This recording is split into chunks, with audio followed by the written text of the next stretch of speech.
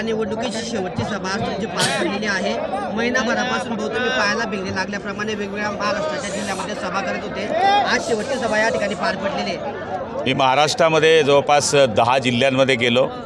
जळगाव जिल्ह्यामध्ये बऱ्याच ठिकाणी सभा घेतल्या आणि आज शेवटची सभा काल मी नशिराबादमध्ये पहिल्या वेळेस माझ्या मतदारसंघामध्ये नगरपालिकेच्या प्रचाराला गेलो आणि धरणगावमध्ये आता 2-3 दिवसापासून प्रचार करतो आहे आणि आज शेवटची सभा धरणगावमध्ये या ठिकाणी घेतलेली आहे आणि मला खात्री आहे की धरणगावची जनता ही आम्हाला आशीर्वाद देईल आणि नेहमीप्रमाणे ज्याप्रमाणे आमची सत्ता असते ती सत्ता पुन्हा आमच्या हातात देईल। याचं कारण आम्ही मागच्या काळात केलेला विकास आणि पुढच्या काळामधलं विकासाचं विजन हे आम्ही या सभेच्या माध्यमातून जनतेला आवाहन करून मतदानाची विनंती केलेली आहे आणि आपण पाहिलं असेल की हा प्रतिसाद आम्हाला साक्ष देतो आहे की आम्ही 100% विजयी होऊ। या ठिकाणी काय सांगाल की आपल्या ज्या उमेदवार होत्या महिला उमेदवार त्यांना या ठिकाणी रूढ कोसळलेले नेमकं काय प्रकरण? तिच्यावर सामाजिक वेगळे वेगळे आरोप करण्यात आले। शेवटी तुम्ही पर्सनल अटॅक करणं उचित नाही आहे। तुम्ही पक्षावर बोला, विकासावर बोला, पुढचं तुमचं व्हिजन काय आहे ते बोला, पण ते न करता कालचं भाषण त्यांचं हे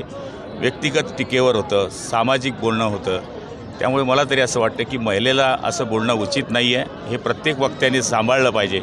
आम्ही त्यांच्या महिलेवर आज एकही शब्द बोललो नाही, याचं कारण शेवटी महिला ही आपली देवी असते आणि तिच्यावर बोलणं उचित नाही आहे। भाऊ, महाराष्ट्रात जर विचार केला तर या स्थानिक स्वराज्य संस्थांच्या निवडणुकांमध्ये अनेक ठिकाणी महायुतीतलेच पक्ष एकमेकांच्या समोर होते, फार टोकापर्यंत या ठिकाणी टीका झालेली आहे। काय वाटतं भाऊ, ही 2 तारखेनंतर पण युती कायम राहील का?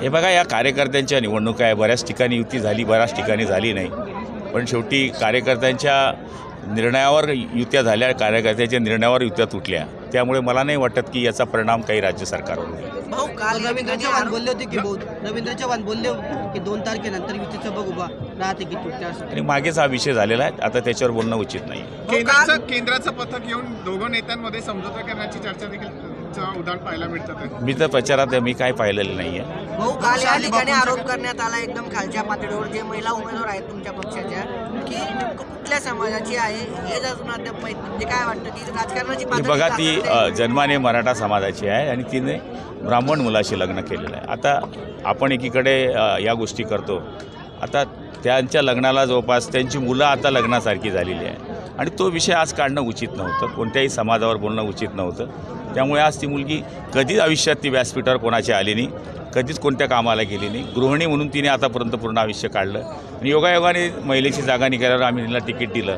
आणि तिला हे ऐकायला फार वाईट वाटलं, कारण कधी तिने राजकारण पाहिलं नव्हतं। पती करत जरी असला तरी ती राजकारणामध्ये एवढी ॲक्टिव्ह नव्हती, तिच्यावर बोलल्यामुळे ती रात्रभर झोपली नाही असं तिने तिच्या भाषणात सांगितलं। आपण पाहिलं असेल की ती ढसाढसा रडली। महाराष्ट्रात अनेक ठिकाणी बघितलं तर शिवसेना विरुद्ध शिवसेना सामना होतो आहे, कोणत्या शिवसेनेच्या बाजूने जनता उभं राहील काय वाटतं? हे बघा, प्रत्येक पक्षाला वाटतं की आपला विजय होईल, पण आम्ही शिंदे साहेबांनी केलेली कामं, देवेंद्रजी सरकारमध्ये केलेली कामं आणि मागच्या काळात ती केलेली कामं आणि आमच्याकडे असलेली सत्ता, त्याचं विजन, या सगळ्या गोष्टी लोक पाहत असतात आणि लोक हवाई बघत असतात। त्यामुळे आम्हाला वाटतं की आमचे बहुतेक ठिकाणी जी त्यांच्याशी लढत होते तिथे आम्ही मजबूत राहू। संजय राऊतांनी आज सुरुवात तुमच्या वक्तव्यावर निवडणूक आयोगाने जी आहे ती कारवाई केली पाहिजे किंवा त्यांनी ॲक्शन घेतली पाहिजे। गुलाबो गँग पण म्हटले तुम्हाला? हो, मी तर गुलाबो गँग आहे त्यांच्याकरता, कारण मी त्यांचा आवडता माल आहे आणि ते माझा आवडता माल आहे। भाऊ, बरसाबे, तुम्हाला आईची आठवण झाली, काय सांग? नाही, मला माझ्या बहिणी पाहिल्या इथं सगळ्या, त्यामुळे साहजिक आहे आई नसल्यावर बहिणीने जे मला त्या काळात साथ दिली होती ती आठवण झाली आणि काल जी टीका केली होती त्यामुळे माझंही मन दुखलं। निवडून या, पडून जा, विषय लोक जो निर्णय देतील तो आपण मान्य करू, पण अशा पद्धतीने टीका नाही करायला पाहिजे। गेल्या निवडणुकांमध्ये लाडक्या बहिणीची जी जादू कायम राहिली ती या निवडणुकीत पण आपण तर पाहिलं ना किती महिला होत्या, पुरुषांपेक्षा महिलांची जास्त संख्या होती। त्यांना हे अपील पण झालं की महिलेवर टीका करणं उचित नाही आहे। शहाजी बापूंच्या कार्यालयावर छापेमारी झालेली आहे, काय सांग? मला नाही। आज शेवटचा दिवस होता, प्रचाराच्या तोफा आज थंडावल्या आहेत, खऱ्या अर्थाने आज उद्या मतदान होत आहे। काय वाटतं भाऊ, कोणत्या महायुतीला कौल मिळेल की महाविकास आघाडीला, काय वाटते तुम्हाला? हे बघा, सगळीकडे एखाद्या दिवस आम्ही एकमेकाच्या विरुद्ध आहे, पण निर्णय हा महायुतीच्या बाजूने दिसेल।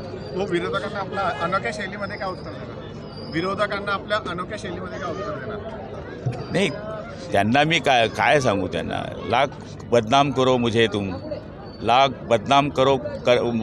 बदनाम करने की कोशिश करो तुम, तुम मेरा नाम न मिटा पाओगे, मेरे चाहने वाले मेरा नाम कागज़ पर नहीं दिल पे लिखते हैं।